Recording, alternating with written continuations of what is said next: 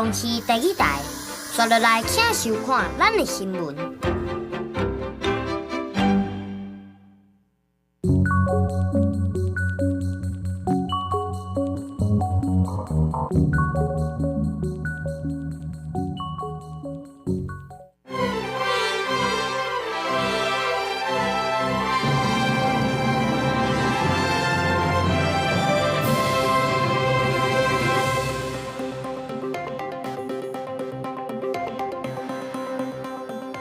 各位观众朋友，大家好，欢迎收看1月14公视第几台下晡新闻，我是苏眉。咱这回来关心今仔日的新闻重点。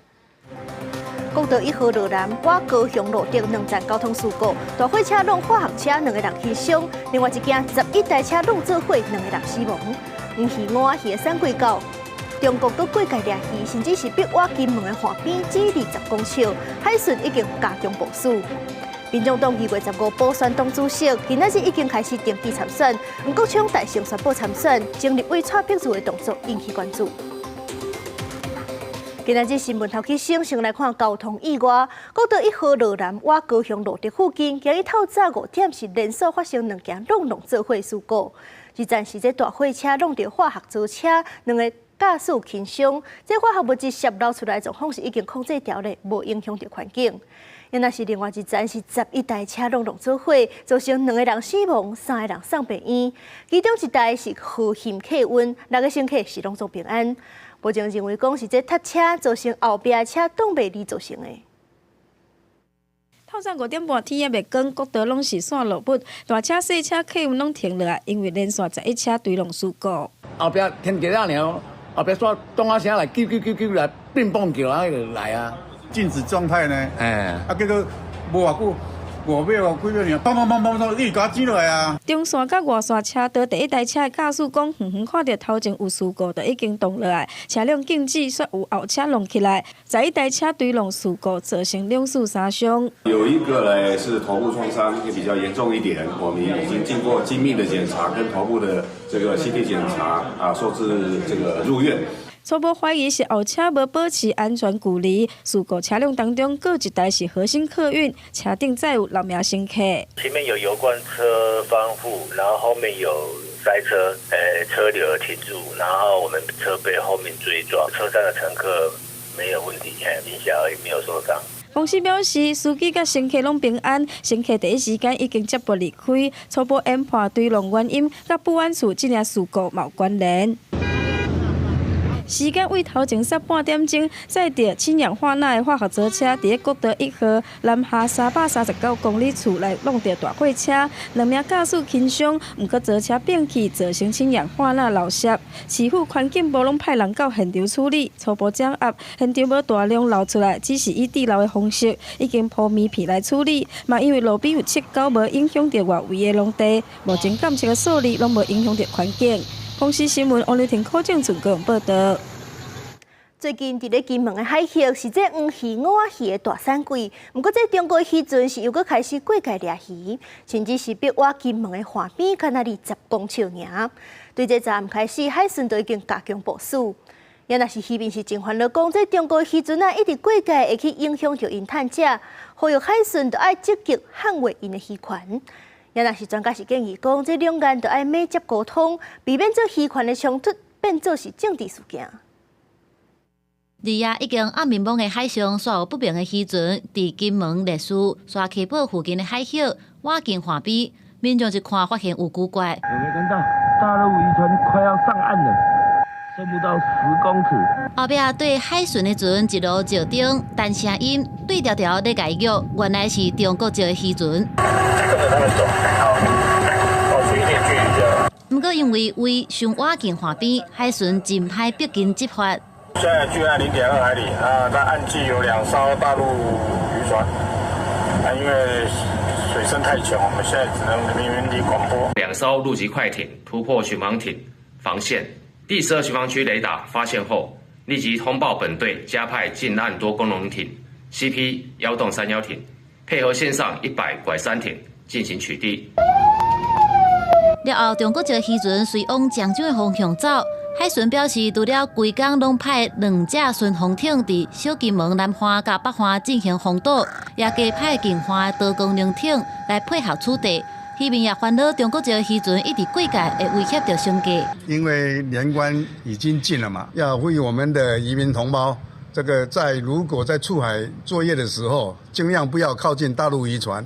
那我也希望这个海巡单位能够加强取缔。那现在的问题就是说，两岸之间的这些，不管是从我们说司法互助，或是这种共同打击犯罪，这个窗口断的联系。如果说可以像恢复以前呢，两边执法单位他们的海警或是我们的海巡，事实上以前都是有联系窗口的，那这样子就不会让大陆这个非法的船就跑到我们的境内。专家呼吁讲，对无河地带的冲突，双边的政府爱要求渔民自我克制，避免搁发生去年2月14三无渔船并船的事件。比较需要留意的是说，如何让这个地方政府也许是可以是一个角色，或者是透过民间的企业可以去进行相关的谈判，也是一个方式之一。专家表示，官方之外也只通靠海基会、海协会沟通甲协调。海巡署是重新强调，只要发现有过界的中国渔船，就加严来处理。公司新闻采访报道。来看新的诈骗方式，提醒大家都要注意。这警方最近是抓到2间高级的诈骗集团，中国迄边是负责打电话假做检警甲亲戚朋友，而且为着避免这境外的电话是使人怀疑，就由台湾的机房来转接，假做是台湾的号码。这半年来，逐个月通话就卡5万外通，可能是有900人受害，损失的金额达到5000万。我小孩子结婚都已经6、7年了，还没买好了。不是被诈骗集团吧？不会吧？听见的老母接到后生打电话来，讲买厝的头期款无够，所以就提出老本金元100万。不过电话另外一边其实是诈欺集团假的。这款的要看卖我是虾米人的诈骗，即马刑事局又叫查到真侪条，背后拢是由中国人士主导的。国际电话如果从国外进线之后，会显示一个警示语音。那目前诈骗集团为了规避这个警示语音，所以改采以 DNT 方式向民众来诈骗。就惊境外号码引起国人的戒心，对方违法的集团找到国内人士处理电话转接，靠一台数位行动转接设备协助把国际号码转换做国内的行动门号，让中国的成员会当记做检警、亲友对台湾人下手。已经骗至少半年，每个月通话量有5万外通这多。警方初步清查，超过100人受害，损失是伫5000万以上。诈骗集团怕说我们找到，那就开始想要说，那我是可以放在车上，那车上就是发话地点会不固定，等于说一天他换好几个发话地点，甚至他一直在移动。警方查到不法的据点，对新北市、新竹市、台中市、高雄市等等的所在拢有，已经伫全台湾4个骗。这回大规模抓到诈骗，伫台湾是抓到11人，不过犯罪源头也未互清掉。即马过年又搁要到，民众也是较注意的。公司新闻采访报道。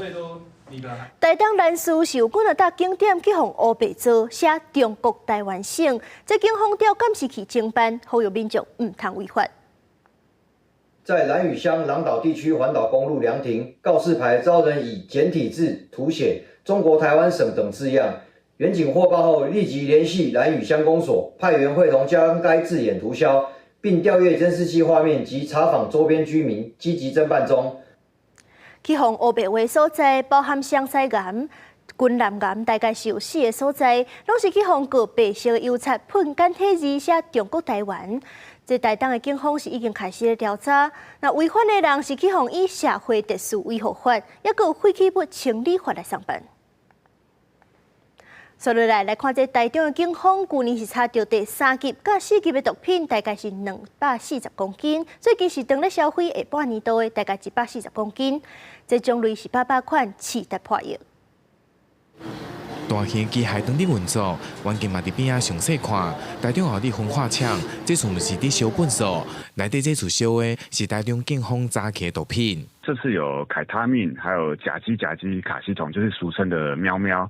那还有一些卡西酮的咖啡包，还有新兴毒品的依托米酯，俗称丧尸烟弹的部分。警方清点统计，去年都查到第3、第4期的毒品拢总240公斤。最近年关就要到啊，从去年后半年查到2723件，140公斤来销毁，而今年销毁数量还佫比前年加了10公斤。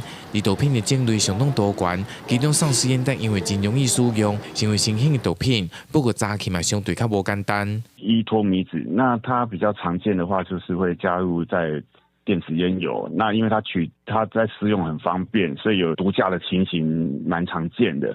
那在毒驾的话，它会让人家昏睡，然后像丧尸一样发抖。年关就要到啊，警方嘛加强掠毒的力度，不过毒贩脑筋嘛动了真紧，有的选伫郊区租下混交车，利用混交车的异味来盖过毒品的气味，还佫以废弃的车辆当作仓库，有的是藏伫咧透天厝内底，家己买胶囊来填装。警方表示，毒品的样态以及销路管道是愈来愈多元，不过大部分是透过网络来做贩卖。要加强查起，民众买个提高警觉，更加拒绝接触毒品。公司新闻台中报道。行政院宪法诉讼法修法的复议案是去互南北联手反决。行政院长杜英台今日就表示，是当咧收集意见，要提起救济庭诉。也若是立法院明仔就要协商今年度的总预算案，民众党团就批评咧政府是甲预算抓了伤过头悬，放调要阻挡3000亿。立法院的国民党团、民众党团真正是做伙通过宪法诉讼法的修法，行政院提出复议案，各互南北联手否决。后一步要安怎行？行政院长杜英台14是表达强烈的遗憾，表示讲已经尽到宪政机关的责任，目前是持续收集各方的意见。那么我们也会在于宪法的规定底下，采取一样的态度来因应后续。总之，我们希望维持的是宪法5院体制的正常运作。因这毋那是宪诉法救济方案，要较紧来验伤。另外一个课题还有调真久的114年度的总预算，调约15开始要密集来协商，要并21休会进程完成3读。不过民众党团14是指控政府预算大灌水，普遍预算，佮呛声讲要提2061亿外，含冻结974亿7732万，提提案加上冻结提案差不多3000亿，占总预算的10%。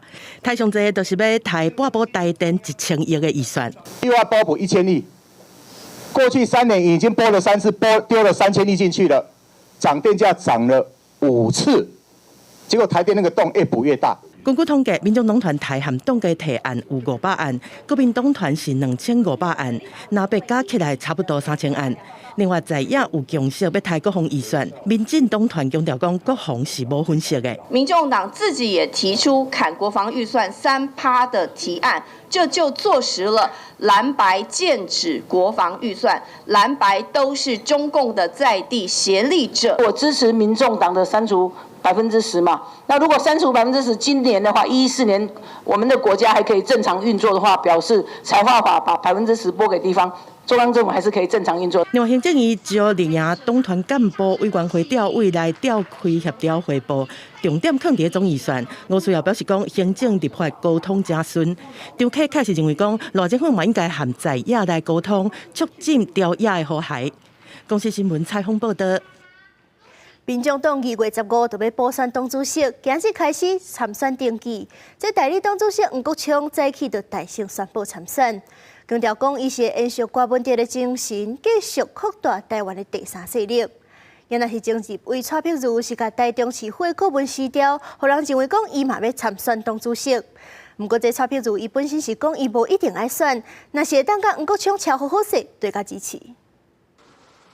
民众党前主席郭文哲涉警花城案羁押禁见，进前请辞党主席，即马是党内立委黄国昌接任代理主席。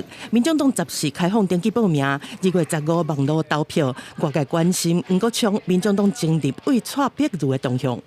还早了，距离截止还有好多天。我们有联系的管道了。我之前一直讲过，党内如果有人要勇于来承担的话，那我想我就会全力的来支持。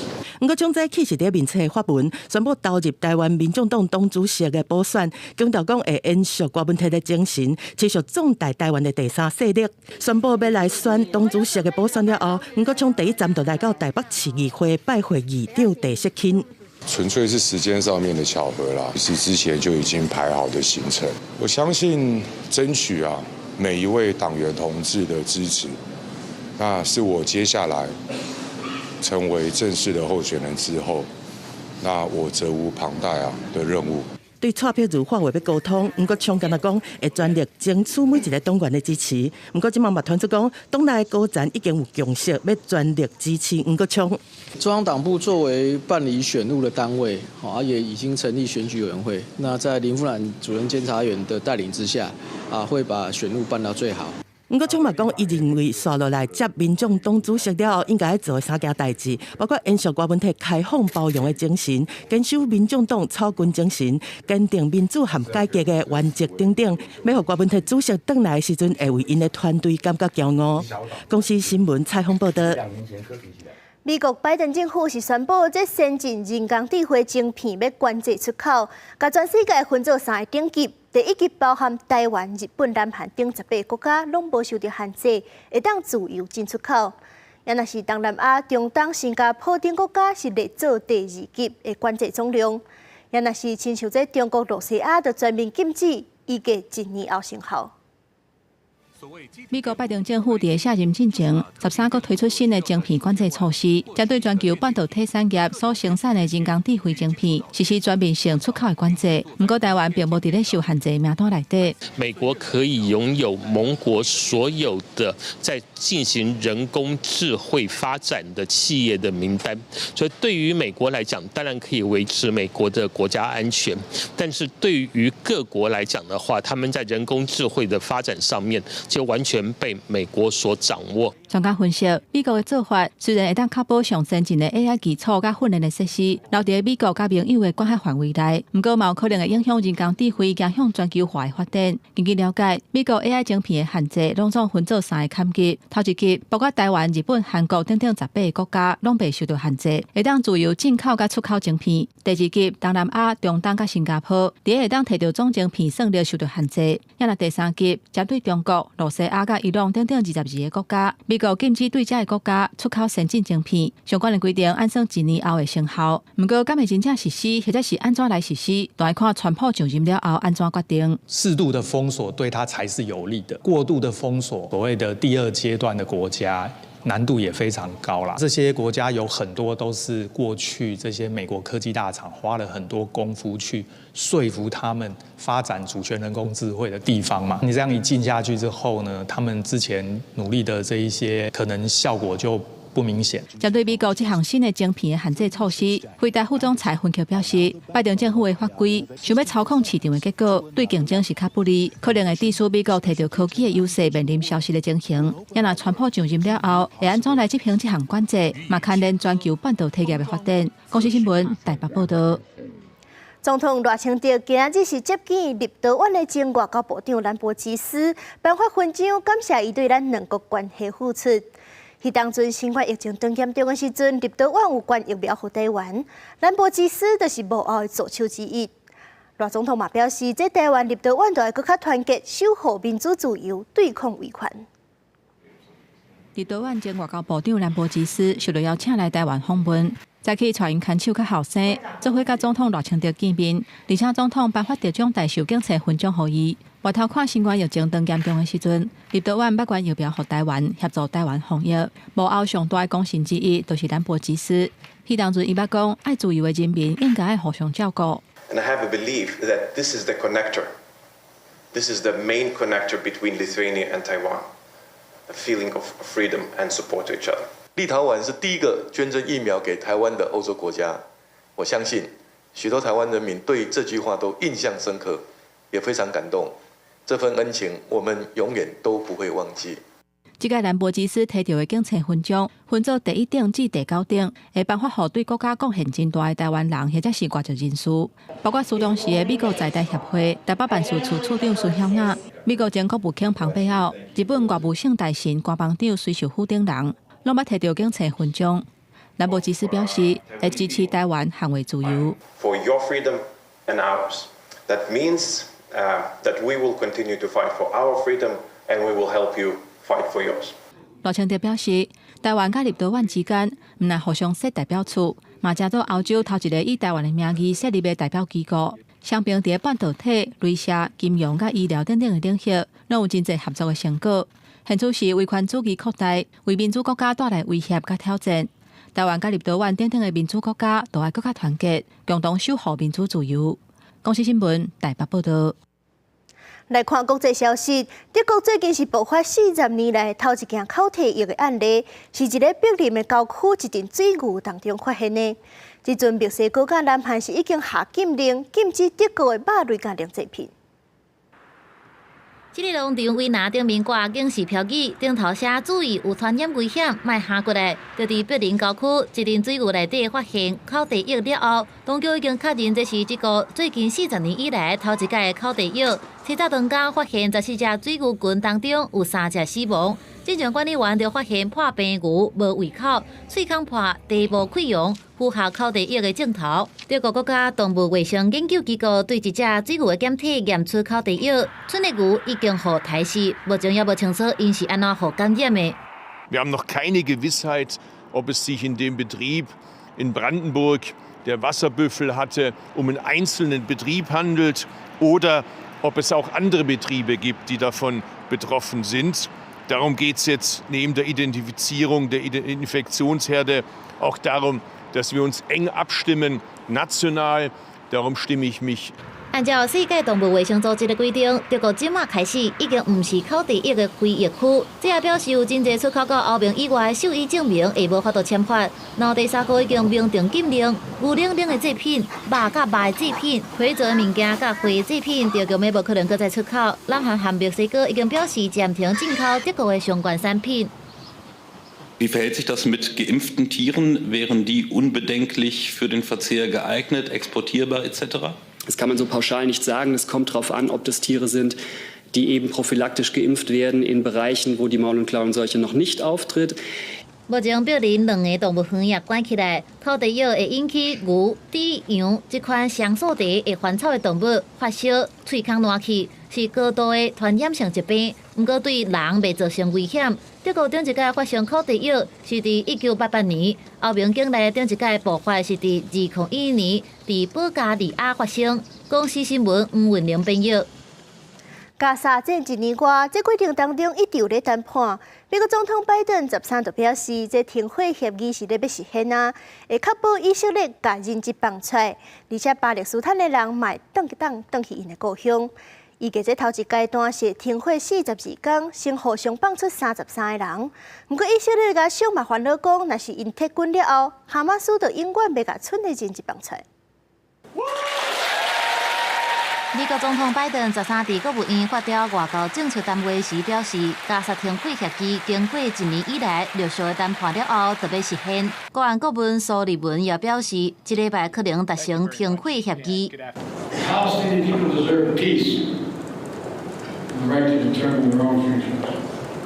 Israel deserves peace and real security. And the hostages and their families deserve to be reunited. We are close to a deal, and it can get done this week. I'm not making a promise or a prediction, but it is there for the taking, and we are going to work to make it happen. 美国有线电视新闻网 CNN 引述以色列官员的讲法指出，哈马斯按算会伫第一阶段放出33个人质。以色列认为大多数也搁活咧，不过其中一寡人可能已经过身啊。官员搁讲到，双方伫42天的停火期会互相放人质，搁有巴勒斯坦的犯人，并且伫加沙走廊设一个缓冲区。The first phase would last roughly 6 weeks, and during that time, Hamas would release some of the 100 hostages it's holding in Gaza. In return, Israel would pull back troops from Palestinian population centers, allow displaced Palestinians to return to their homes, and also work with international partners to surge badly needed humanitarian aid into the territory. 手举蜡烛甲亲人的相片，花口号伫特拉维夫的街头示威。有人质的家属对停火协议表达烦恼，因为因认为，若是以色列撤军，哈马斯是永远袂甲剩的人质放回来。因阁指出，甲因为太以色列人和关伫加甲的巴勒斯坦犯人放出来，敢若会互即款的绑票甲暴力的事件愈来愈多。公司新闻郑伟仁编译。美国加州洛杉矶在火烧山情形是哪来哪严重？已经发布 PDS 特别危险状况。这山区风上头的时速就超过100公里，今仔日就是炭烧上界危险的时阵。除了天灾，这个时阵竟然是有歹徒趁这阵在抢劫、抢关价，甚至是诈骗，已经掠着30外个人。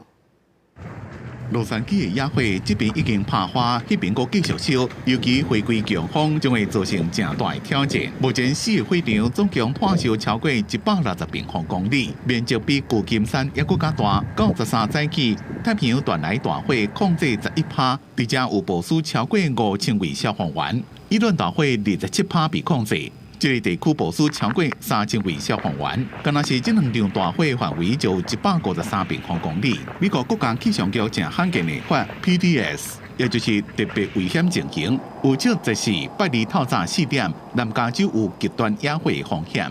The anticipated winds combined with low humidities, we're absolutely better prepared for this coming PDS, the severe fire weather event. PDS 上早是用伫咧针对中西部地区的零光风警告。10几年前，气象学家建议将使用范围扩大到冰雹、大水加飓风，即马又搁扩大到野火。洛杉矶即马是伫咧上高级别的红旗警告，风速1点钟80公里，山区阵风时速113公里。The National Weather Service is predicting close to hurricane force level winds, and so we're making urgent preparations. 有人认为是洛杉矶大火领事的南加州爱迪生公司13被指控，因为设施有一个导体倒来，引起伊顿大火。南加州爱迪生公司确定因被调查，不过讲唔知影是火灾先发生，也是损害先发生。另外，目前灾区伫咧当局确定安全的情形下，开放民众登去厝看卖咧。真侪人是无家可归，只好找所在卸厝。不过有人趁这个机会乱起价，甚至诈骗。地主官员讲已经逮捕30几个人。公司新闻吴文玲编辑。诺贝尔和平奖的得主马拉拉是去参加穆斯林世界联盟的活动，讲到这塔利班政权自从2021年掌权以来，就一直咧打压女性的基本权，甚至是禁止女性伫咧公剧场合唱。这马拉拉就呼吁世界领袖千万莫互塔利班政府合法。去年12月中开始，阿富汗的妇女就互人禁止伫私人医疗机构接受包括助产等医疗训练。不过，阿富汗是世界上孕妇难产死亡上严重的国家之一。那安尼，塔利班为2021年掌权成立临时政府以来，佮宣布女性上侪敢会当读到小学6年的，因为因家己解读的伊斯兰教法，认为女性不应该接受相关的教育。6月呢，和平奖得主马拉拉呼吁穆斯林领袖阻止阿富汗的塔利班继续侵犯女性权利，千万唔通互塔利班政府合法。The Taliban have issued more than 100 laws to strip away women's rights, including their right to education, employment, healthcare, and every basic freedom you can think of. Their cruelty knows no bounds. 除了教育，阿富汗的女性嘛袂使一个人出外，也是去上班。各地美容院伫2023年7月底，互人下令爱全部关起来，致使6万外的妇女失业。另外，2024年8月的新规定，禁止女性大声讲话、唱歌，佫袂使看红晒，也是亲情以外的男性，而且伫公共场所袂使笑。若做阿富汗的女性无遵守塔利班的性别隔离政策，都会互人拍，也是拘留。马拉拉是希望穆斯林的所有领袖会当支持把性别隔离政策定做违反国际法的罪行。As Muslim leaders, now is the time to raise your voice, use your power. You can show true leadership. 马拉拉伫演讲中提起，为着闪塔利班，有几60个阿富汗民众逃去隔壁的巴基斯坦，不过却互巴基斯坦政府大规模赶走，所以伊无法度想到这查某囡仔也是妇女，被逼转去迄个否定因未来的国家是要安怎生活。这段内容，互巴基斯坦的国家电视台故意加调播报。公司新闻新闻部编译。强烈大陆冷气团减弱，今日是各地是正烧热，是节分到好天的天气。不过这透早温度也是有较低，上低伫咧新竹5湄，干那6.7度。另外，今天白天其实大家可以感受到温度跟昨天一样暖和，可是今天晚上开始就有一波大陆冷气团南下，预估这波大陆冷气团在今晚到明天南下，一直要到星期五白天才会减弱。而大陆冷气团影响期间之内，天气其实是先湿后干，就像刚刚所提到的南方云系影响的关系。这款好天气可能是干那今仔日一天尔，明仔载这冷空气落南，加上锋面，北部、东半部就会开始落雨，北台湾是愈暗愈湿冷。也那另外，这南边有一波水汽要来，山区可能会落雨，3000公尺以上的关山是有机会会落雪。拜四拜五，这冷空气到咱台湾，气温会降到上低，大家一定要注意保暖。最近这天气寒，温度起起落落，医生就提醒讲，这心肌炎发生的几率会增加，呼吁大家都要注意身体状况。这1月19是咱台湾的心肌炎日，台湾当年大概是有17000人要发生心肌炎的状况，而且这少年病人的比率嘛哪来哪悬。医生就提醒民众，若是有脚趾痛、胸坎痛，就要注意降低心肌炎的风险。当时我滑手机，忽然间觉得比较累，我眼睛一闭，没有任何痛苦，我眼睛一闭，其实就已经 OK 了。好家在经过抢救，即马身体复原了袂歹。心脏内科医师指出，心肌炎发作进前，民众可能会感觉胸坎痛、胸坎杂杂，也是变寒。医生讲，这几年心肌炎有少年化的趋势，一寡无到40岁的民众都有这个状况。年轻化这件事情，其实最主要的原因是来自于抽烟啊。原本你就有胆固醇过高，然后而没有治疗，这件事情会加速这个。可能我们会常常发现在病人来就诊的病人，这些病人可能都低于40岁，然后就突发这些心肌梗塞哦。根据卫福部112年的统计，心血管相关病症是国民第2大死因。当年大约有17000人有心肌炎。医生表示，每一个人对身躯疼痛的忍受度无同，若是脚趾痛、胸坎痛，都应该爱提高警觉去看医生做检查。我们在网络上其实有看到一些错误的观念，就是类似大力的咳嗽，或者是去捶打他的那个手肘内部，这些其实算是一个错误的急救概念。其实第一时间就是赶快引导病患坐下，然后采他舒适的方式来做一个休息等候。另外，消防局也强调，若是发现身躯边的人有心肌炎的状况，就先打119叫救护车，照救护人员的指示协助急救，安尼患者恢复的几率就愈高。医生嘛提醒讲，最近天气寒，心肌炎发生的几率可能会增加。拜二暗大陆冷气团落南，会继续寒到拜四，提醒民众一定要加注意家己的身体状况。记者张家佳、谢桂玲台北报道。健保署今年是推动分区总额合理成长管理制度，不过有一寡意见是烦恼讲，一个病院可能会为着好数据更较好看，来锁挂好延后开刀，损害着病患权益。这卫福部长邱泰源就回应讲，健保资源是真有限，推动这个新制度，就是希望互健保发挥更较大的效益。有的民众人若无爽快，无论是严重也是轻症，拢关系去大间病院。为了落实分级医疗，卫福部健保署今年推动分区总额合理成长管理的制度，要求全台湾6区各间病院家己爱管理总额，若超过健保申报的上限，就会拍折或者是袂给付。不过，去外界批评讲，台湾已经进入超高龄的社会，医疗的需求增加，这种长头式的给付根本是拍假球。医界嘛烦恼讲，未来病院为了要保障健保的点达，若超过一定的数量，就不爱互挂号。但开刀、检验、检查等等，爱排真久的情形，恐惊加做常态。很多血汗医院，所以很多医院都关床或者手术网也都控制，所以变成说造成的是说，医院来讲，他也不会说把这个一些开刀房或病房尽量一直开嘛。在南部的话，因为提早采用了这个断头制哈，所以说有些头痛的检查哈，像是那个 MRI 或者是 CT 哈等等哈，那其实都已经排到几个月之后。医界团体嘛质疑讲，过去推动门诊减量，大间病院轻症的患者并无减少。颠倒予部分医学中心出现疫情门诊的情形，呼吁健保署应该研究相关的指标，严密来监控，才会当保障民众就医的权益。不同程度的病人以及非必要医疗使用情况进行相关的一个监测，才能了解心智是否能够有效抑制这个医疗端以及民众端的这个冲量行为。当然，我会根据一些来评估，比如说他的急重症的病人的照顾的状况那医院的需求会有做一个保护的调整。区泰元强调讲，推动病院个别作业，会当避免重症的患者去互提来提去。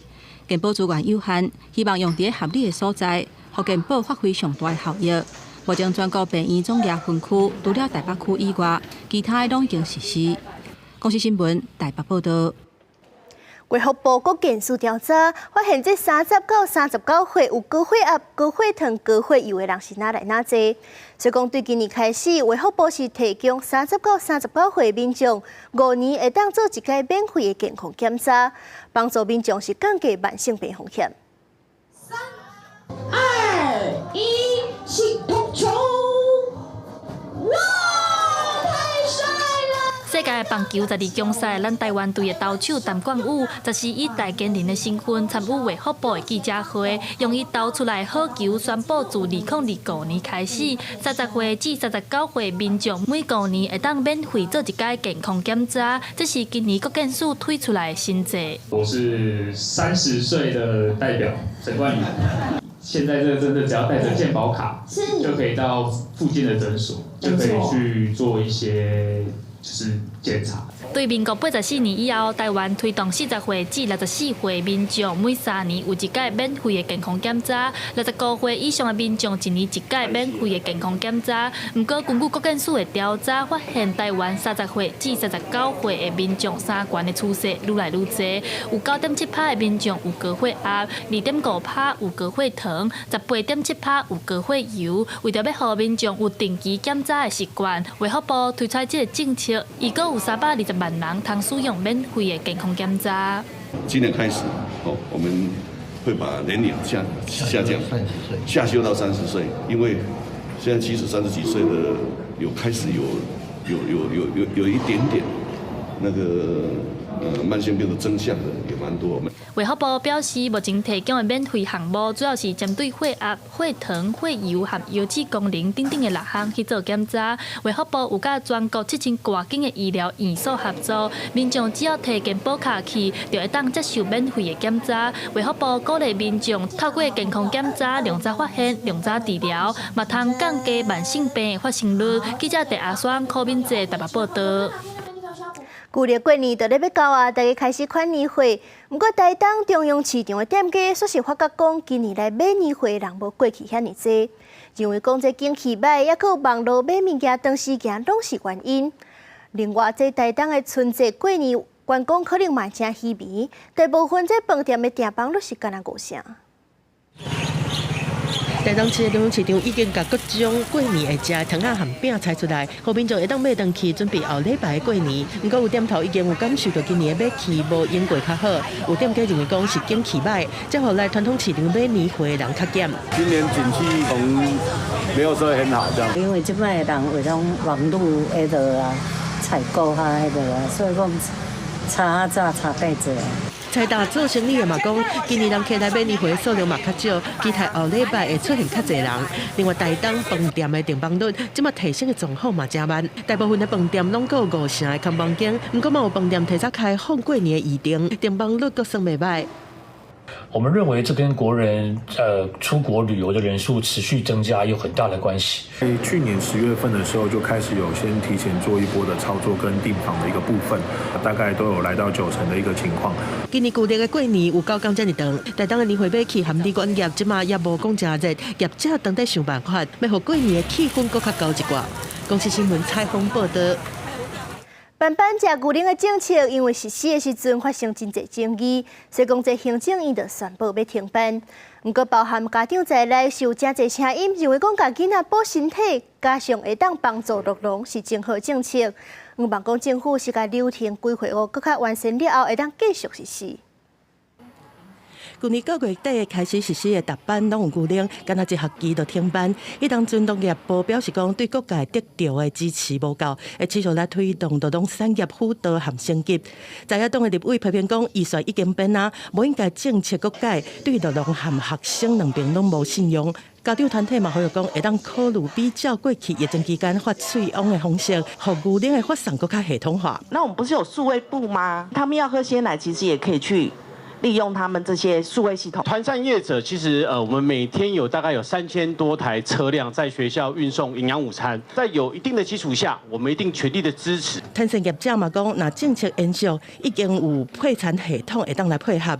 专家总指出讲，政策会引起人民不满的原因，就是因为欠下补会的沟通和配套，造成教学现场的负担。应该克服，不是放弃，落实替学生来补改的水意。既然这个政策大家都觉得有必要去做，那是不是应该要谈出一个好的一个结果去做处理？当初因为各地方政府的意见没有办法有达到一个很好的一个共识，那现在各地方政府它有非常多元的方式，那我们都乐见。农业部指出讲，地方政府会当用家己的经费办学生的固定政策，这嘛是支持劳动的方式。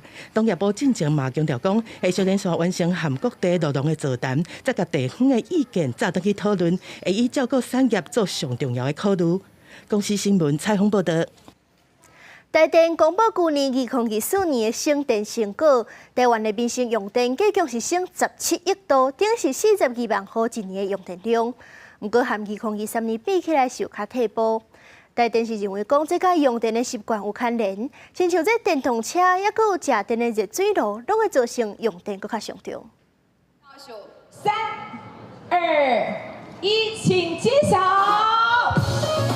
最近甲想法拍开，台电公布2024年省电的成果，民生用户计共省17亿度电，差不多是42万户人家规年的用电量。去年有减少84万吨的碳排量。台电表示，这几年因积极透过办活动，宣传这寡多元方式，向民众宣传省电的重要性。2014年到2017年，我们有针对1万 kW 以上的这个用电大户，还有所有的国营企业都要有1.5%4年的这个节电的这个计划。这些还是有一些企业用电跟商业用电，这些要不要节电？还是要。这些节电呢，当然就是透过台电的我们的电力诊断团，在各个区营业处都有这样的一个专员在做相关的节电措施。虽然台电公布2024年的省电成绩是17亿度电，但是比起2023年有省18亿度电比起来，2024年的成绩电倒较退步。台电分析，可能是甲民众用电的惯习改变有关系，亲像汽车电动化，佮有侪家庭的烧水炉为食驾驶的改做食电的，这款电动化趋势，让互省电变较恶。像现在的车，从油车再换成电车一样，民生用电它是大家是有节约的节约17亿度。我们知道台湾是一个科技岛，我们现在很多用电成长是高科技半导体高科技，因为它新的厂房。增加了用电，我们用电增加其实将近2%了。另外，台电表示，去年台湾整体用电成长率大约2%，大部分是因为台湾高科技产业用电成长。台电讲，会继续透过省电服务团，替这寡用电大户的企业检视用电状况，提出省电的方法，减少用电甲碳排放。记者吴明旭凯台北报道。台中西屯的水南转运中心明年就要完工启用，不过是要安怎接去国道1号，到这阵犹原也未决定。这附近平常时就正够塞车，若到时阵，逐工阁有2000外只客运公车要经过这，交通恐惊就袂顶袂当。市府就回应讲，这阵是已经有规划3种方案来化解，会甲中央合作赶紧推动。汽车排甲路长，等要上引道。台中市中清环中路口，因为伫咧国道1号大雅交流道，还有74号快速道路引道附近，平常时就真容易塞。随着附近的水南转运中心明年就要完工营运，地方要求为暂体直接增设国道联络道，到当犹原无决定。欢乐未来周边会变成大型的停车场。国道的班次跟我们台中市公车的班次那一天高达1-2千班的这个车次的部分那这些的大型客运的公车业者停靠在这里的时候，会造成附近的交通围堵。里长讲，水南转运中心启用了后，初估每一天有1300台国道客运，也有1500台市区公车靠站。除了中清环中路口，也有中清黎明路口，也拢会袂顶袂当。台中市交通局表示，目前已经规划转运中心专用道，接台74线北屯里引道，接国一大雅交流道引道，也有接国道1号主线等3种方案。当客车专用道的一个方案呢，有规划3类。那方案1的部分呢，是衔接台74的北屯2匝道。方案2的部分呢，是在这个大雅交流道的部分来做一个衔接。那方案3的部分呢，是新辟一个交流道，然后与国道1号来做一个衔接串联。目前虽然专门中心主体结构已经移升到大客车专用道路小接的空间，3楼入去，4楼出来，加周边的车条分流。3种方案所需要的经费大约是18至29亿，可行性研究会伫今年6月进行完成。交通部也强调会由高工局协助推动，缩短交通黑暗期。公司新闻台中报道。云林县因为无公有的粪扫分化炉，过去这粪扫拢是用大的较济。县府这几年是甲粪扫分类制作做燃料，这款处理方式效果真好。施工这阵是按算要搁甲5座粪扫安排场放起来，改善民众的环境。为着要烧粪扫，云林县这几年透过粪扫机械分类做出再生燃料来烧粪扫，一直到去年下半年，家庭粪扫会当自主处理。这阵按算甲5个乡镇的粪扫掩埋场砍头关起来。我们把5座的一个掩埋场，好，那透过我们所谓的结构技师的一个评估，我们会采用所谓的就地封闭的一个来做一个办理哈。那封闭完之后，好，那这些就可以当成所谓的绿地，好，或者是太阳能的一个施作的部分哈。环保局表示，云林因为无公有分化厂，过去以粪扫掩埋为主，到目前各有6个乡镇的粪扫掩埋场同类使用，其中全关点户外囤粪扫的量差不多有5万吨，另外各有10万吨已经包起来准备送去烧，会配合环境部经费改善。如果我们垃圾如果去除的话，当然对我们这个环境比较好，因为我们不用裸露，你知道就有像东北季风一吹下来的话，有一些味道就会飘到比较邻近的这个村落嘛。环保局强调，目前县府配合环境部未来3年要投入12亿，协助地方处理囤户外粪扫，也提出岛南、西螺、湾众、仑背甲拿来5个乡镇掩埋场封闭计划。等核定了后，5个乡镇逐日的粪扫会直接送去烧，袂搁囤外口。公司新闻综合报道。旧历过年休几礼拜，这阵真侪工地拢成大型赶工，惊讲这又搁发生工地挖地机煞造成附近的厝放弃的状况。桃园市府是当咧巡检107大的工地，目前是有查到1大可能有风险，已经下令停工。机器当咧工地拍起啦，根据统计，桃园目前咧起的工程超过1500个，附近的民众尤其老岁仔上烦恼拍起来时噪音的问题。就觉得有时候比较吵，就对了。就是白天呢，一定会吵的。大家得做到12点钟啊，你睡只有一个钟头啊。哦，要把握时间睡觉，对不对？哪那么好睡的啦？工地工程一直咧进行，也未少建筑设施为着预防建案的工地，伫过年之前抢工开始挖，造成四边的建物松动。桃园市府建管处委请第三方的工会，针对桃园市107个工地，就挖地下室的建构系统安全观测。做连续壁敢有漏水等进行全面巡检，按算2早进行完成。可以加强我们在现场施工的一个保证。那透过这个第三方技师工会的单位，来替这些工地做这个健康检查。一般营建工地都习惯由除夕会休息到初5。那也很喜欢因为有这一段时间的休息，通常都可以期待在除夕以前，工地都会有一个大赶工的状况。建管处表示，巡检的过程当中，若发现违规，会按照建筑法来罚，整体若重大，也下令停工。到目前为止，已经有1大工地有损害到附近的建物的记录，互下令停工，一直到连续壁甲更固的设施改善完成，才会当复工。今年也甲巡检的机制常态化、法制化。公司新闻采访报道。高雄兴达发电厂附近的永安湿地，去年是发现有一只乌面腊龟，那像去染着肉毒杆菌，软脚飞袂行。这专家是赶紧甲送去南投的特生中心来急救，经过20多天已经恢复健康，马上号做这兴达1号来野放。台电人员真细致，豆豆将纸箱挂开，要互这只号名做兴达1号的乌面腊龟出来进行野放。这只乌面腊龟伫去年12月，互人发现软脚固伫水底飞袂起来，送去南投一只生态中心了后，发现是感染着肉毒杆菌。经过20多天的治疗，已经顺利恢复健康。14日天，倒来永安湿地进行野放，发现它也飞不起来，有点在振翅，但是就是一直在水面拍。当然也有经过咨询了。就是询问说像这个状况是怎么样。那它就是如果不赶快及时救起来的话，最后会没力，有可能会淹死。这个发报器呢，大概可以监督大概18个月左右。所以我们在这一段时间呢，我们可以发现，我们就可以在追踪它，在这一段野放，我们释放的这一段过程呢，它如何在这边做这个生活。永安湿地就伫台电兴达电厂的边仔，伫去年摕到环境部环境教育设施场所的认证，嘛是国内第一个摕到认证的电厂。台电讲，永安湿地乌面腊杯数量已经对12年前的102只，增加到即摆的427只，当年本来数量嘛继续伫咧增加。这里有一个很明显的物种，就是黑面琵鹭。那经过我们的长期经营呢，从过去大概102年左右大概100多只。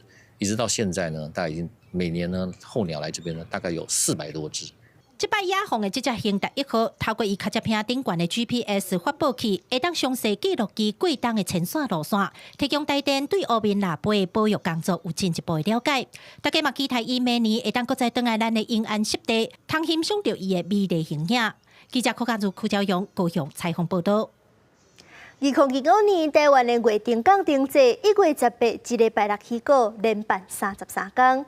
另外，今年办第13年的普济电灯会，今年也阁有台式交流的现代艺术灯展，咱做伙来看。月定港清水公园边啊，一透早就工作人员伫整理环境，艺术灯具嘛拢已经就位。月定港灯节这礼拜登场，今年是以光的年轮作为主题，特别邀请15组过去曾经参加过月定港灯节，包括日本、韩国的国际艺术家。总共4大展区，66组的精彩作品，庆祝已经是15周年的月定港灯节。玉金港灯节就犹如一个光的年轮一样，一圈一圈的成长，然后迈入我们第15年，有66件的作品，然后也包含邀请了来自日本跟韩国的艺术家，都来这次的玉金港灯节来共襄盛举。一定要有艺体留咧，你是艺体留咧，你要设计，比如我今年灯会做了，这个做的时阵，我设计一个硬题，我这个是要留伫遮永久的。强调，就亲像理论版的成长，对地方出发，15年来是真稳定的成长，累积出予台南甲台湾艺术徛上国际舞台的力量。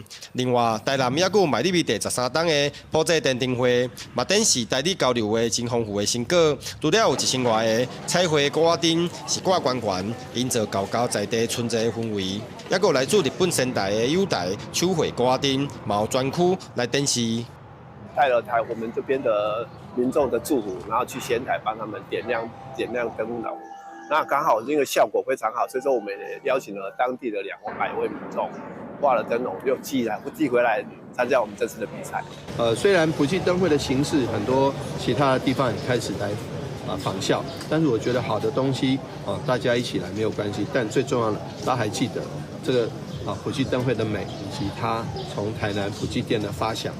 随着各地灯会布置的开始，高高的连接氛围嘛愈来愈加温，要让民众感受无同的灯会美景。公司新闻郑云台南报道。新年点灯求平安，伫咧台南的安平金龙殿，是有一个对日本时代留落来仪式。开放信徒甲生辰八字放伫咧新尊的下包内底，互神明排八字保平安。也若是规日的人寿香是特别设药师灯，这6年来点灯的数量已经增加12倍。金龙殿好伫进行，显卡的使用荷包和水手暗调咧，除了科技以外，无平常时是袂使吸咧。我来内底放的是侪信徒的生辰八字，3档才开放一届，这正做全台真特殊的排八字、树平安的文化。比方讲，今年开放到呾有上千人小济来登记。来遮的时阵，拄好咧讲3档一道，我感觉这嘛做有意义的，因为毕竟咱遮拢来祈求咱伯公来咱斗相共时，拢有甲咱斗相共着。日本咧统治咱台湾足侪去做军夫嘛，做军夫拢有去无倒来，大家拢感觉真烦恼。求助无门的时阵，只有我来拜神，讲嘛是真讲真闲啦吼，因为有歹的，大家拢平安顺利倒转来。这个文化对日本时代开始流传，上早北方敢若开放军官报名，过来是 SARS 流行的时阵，北方指出后来经过清洗，才互一般民众来祈求心灵歹百字消灾。那另外一边传统的点灯，嘛真侪人咧登记，像桂林灵寿宫、主神保生大帝、北方设药师灯，互人祈求身体健康。这个当来灯数增加12倍。伫民国103年的元旦，就开始迄个增设这个药师灯。当时打设的时阵，迄阵打那几百灯尔。即摆每一档安尼逐年咧成长啊，到去年1008灯全部拢满，阮今年甲增加到1308灯。无论是点灯也是歹百字，拢是祈求心灵降福保庇，互规年通天拢顺时。那新尊替圣众歹百字，那表示对众生的慈悲。记者苏台南采访报道。下半部的天气变化，咱来看各县市的详细资料。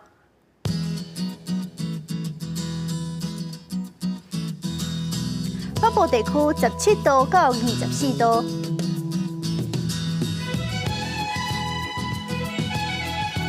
中部地区17度到24度，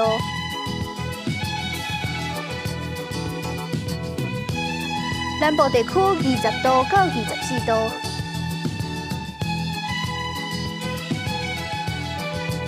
东部地区19度到22度，外岛地区13度到20度。再回来关心未来3天的天气。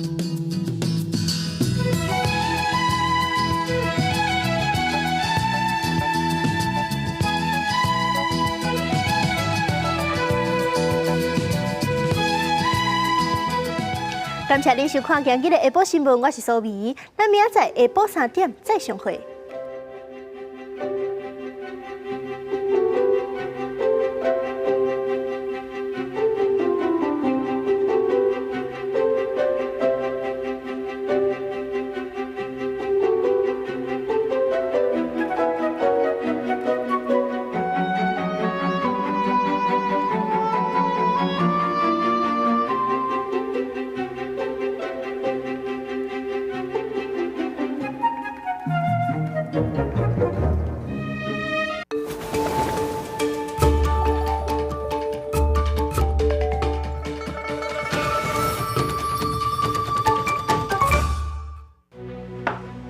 領導話近年話詰めて彼の問い先を